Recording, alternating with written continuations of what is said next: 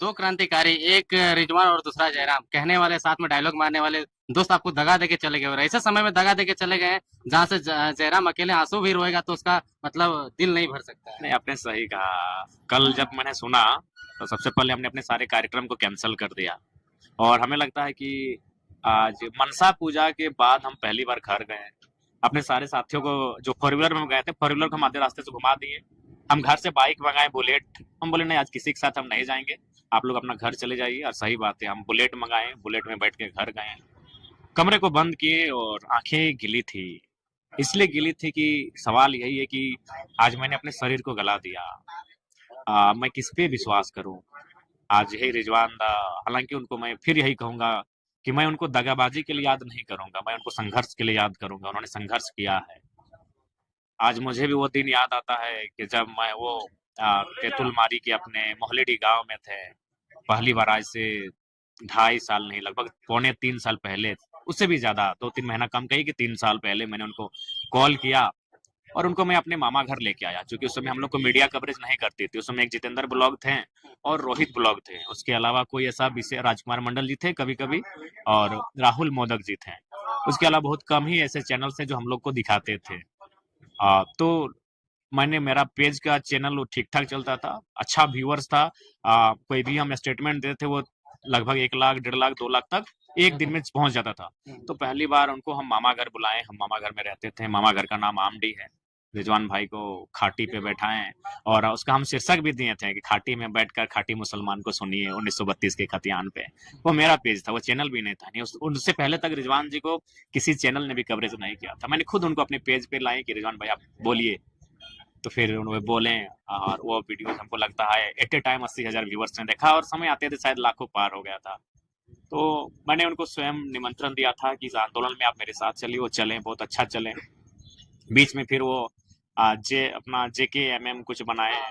हाँ, उसके बाद उन्होंने अपने समुदाय को गोलबंद किया और फिर वो हमारे साथ आए। बकायदा हम ही उनको लेकर आए। तो उस समय भी तो कटे हुए नजर आ रहे थे जब JKMM बनाए, उस समय भी आपने मर्ज कर दिया। हाँ, वो उस समय भी। उसके बाद हमने उनको लाया और यही कहा कि लोकसभा के चुनाव में आप हमारे लिए मेहनत कीजिए, विधानसभा का चुनाव आप तो लड़ेंगे ही लड़ेंगे। और बकायदा विधानसभा का चुनाव उन्होंने बगोदर सीट को मैंने उनको प्रीफर किया था, इसलिए चूंकि वो उन्होंने 1 साल तैयारी किया था बगोदर से। जब वो JKMM बनाए थे उस समय वो बगोदर से ही तैयारी कर रहे थे। तो फिर हम बोले वो बेहतर सीट है, वहाँ समीकरण भी बहुत सुंदर फिट वेट रहा है। तो वो बोला फिर अचानक पता नहीं उनको कहाँ से ये आइडिया आया या फिर किन लोगों ने उनको हिंट किया कि वो गांडे चुनाव लड़ेंगे, हॉट सीट लड़ेंगे जहाँ मुख्यमंत्री की अर्धांगिनी हो, राज्य लेवल में। उनका ख्वाहिश था। हाँ, उन्होंने ही मुझे कहा था। मैं गांडे के लिए कैसे सोच सकता हूँ? उनका घर बगोदर। हाँ, उनका घर मेरे विधानसभा टुंडी। टुंडी में पड़ता है, लेकिन बगोदर हाँ, में तैयारी बगोदर कर में तैयारी किए थे, साल भर किए थे तैयारी और अच्छा तैयारी किए थे। हाँ। तो मैंने, हाँ, मैं गिरिडीह तक हार्डली गया था क्योंकि गिरिडीह मेरे असेंबली, सॉरी, कॉन्स्टिट्यूशन में आता है। तो मैंने गिरिडीह लोकसभा में, गिरिडीह विधानसभा उनको कहा था क्योंकि वहाँ उनके समुदाय की आबादी भी 60,000 से ज्यादा है। हमारे समुदाय भी कुछ ठीक ठाक है रिटर्न में। तो मैंने उनको गिरिडीह तक प्रीफर किया था कि आप तो बड़े नेता हैं, आप चयन कीजिए। और मैंने उनको गिरिडीह, बगोदर, गांडे मेरे दिमाग में नहीं था। तो फिर वो बोले नहीं, हम गांडे से लड़ेंगे। तो फिर डिस्कस हुआ। हाँ, एक मजाक मजाक में ये हुआ कि आप तो, कुछ लोगों ने कहा कि आप तो हम तोर से बोलो चुनाव भर तो नेता रहो। कैसे ना, तो लड़ रहे मंत्री जी से, हम मुख्यमंत्री का अर्धांगिनी से। तो हम बोले ठीक है, आप लड़िए। तो फिर वो वहां गए। उसके बाद जो भी था बस इतना ही कहेंगे, जहां भी रहो दोस्त, खुशहाल रहना, सलामत रहना, अच्छे से रहना। और हाँ, यही, अगर आपको जाना ही था तो नॉमिनेशन से पहले जाना था। मतलब वो पार्टी के लिए डैमेज कर दिया। हाँ, बिल्कुल। उनको नहीं बुरा कहेंगे, मेहनत किए हैं इतना।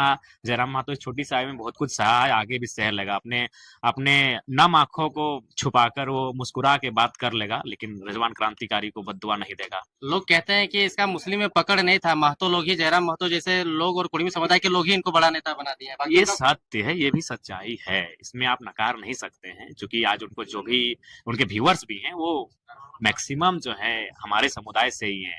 उन्होंने जिन मंचों पे संबोधन किया है वो हमारे समुदाय की भीड़ थी। ये सत्य है, सत्य से नकार नहीं सकते हैं।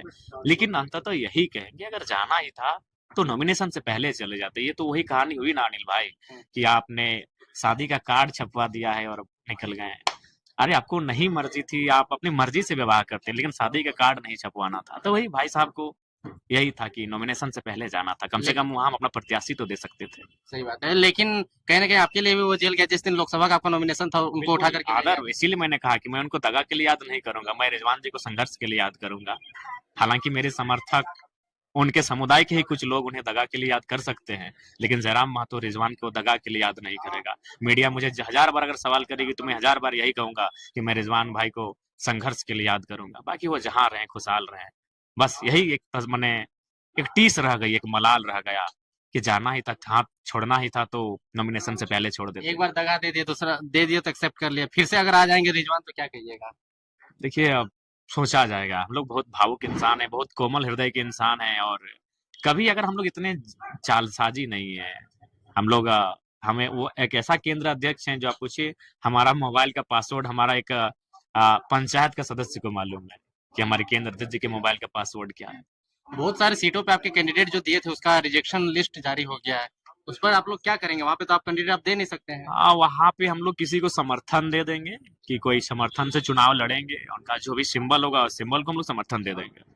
बेरमो में क्या स्थिति है? अगर रिजवान आपके खिलाफ आके बेरमो अगर प्रचार करते हैं, क्योंकि वो मुस्लिम बहुल इलाका है, तब तो फिर आपके लिए बड़ा डैमेज वाला स्थिति नहीं, हो जाएगा। डैमेज नहीं होगा, डैमेज नहीं होगा, वो स्वागत है, वो डुमरी आए, बेरमो आए आए, कोई दिक्कत नहीं। अगर वो मेरे खिलाफ भी बोलते हैं तो हम उनको, क्योंकि उन्होंने संघर्ष किया है हमारे लिए, बहुत मेहनत किया है, लेकिन होता है मान, पता नहीं उनको शायद फ्यूचर जो होता है वो एक दूरदर्शिता की सोच शायद नहीं देख पाए दूर तक जयराम महतो को। वो काफी कुछ पल के लिए चले गए और वो जहां गए, हेमंत सोरेन तो अस्थायी नेता थे। आज अगर उनको जरूरत थी तो जयराम महतो की जरूरत थी। हेमंत सोरेन अस्थायी नेता हैं, 3 बार के मुख्यमंत्री हैं, उनके जाने, रिजवान जी के हेमंत के पास जाने या ना जाने से कोई फर्क नहीं पड़ेगा, लेकिन अगर जयराम महतो के साथ रहते तो बहुत फर्क पड़ता।